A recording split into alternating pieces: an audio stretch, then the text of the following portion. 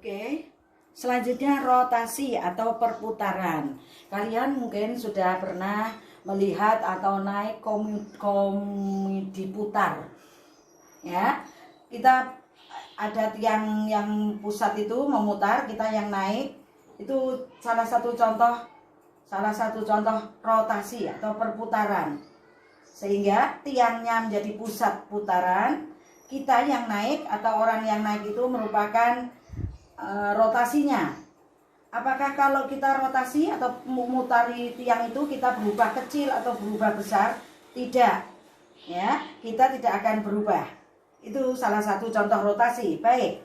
Untuk melakukan rotasi diperlukan informasi tentang sudut rotasi, yaitu antara sudut 0 derajat sampai 360 derajat.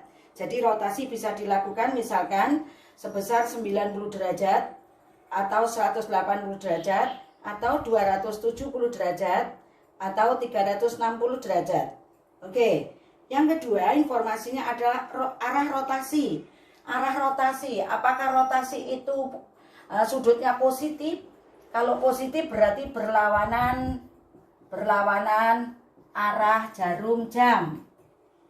Oke, jarum jam. Oke. Kalau rotasinya itu negatif, misalkan ada suatu titik di rotasi min 90 derajat, maka perjalanannya adalah searah jarum jam. Nah, itu rotasi.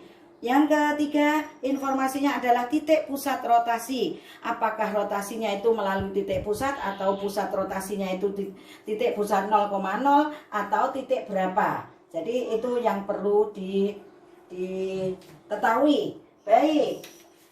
Kalau kita sudah ketahui seperti itu, maka rotasi atau perputaran bisa kita simpulkan jika suatu titik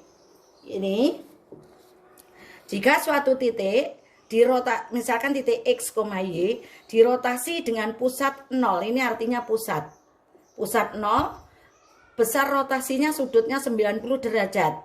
Maka titik tersebut akan bayangannya adalah min Y, X. Contoh, ada titik 2,3 dirotasi dengan pusat titik 0,0 dan sudutnya 90 derajat, maka dia akan bergerak karena ini positif berlawanan arah jarum jam.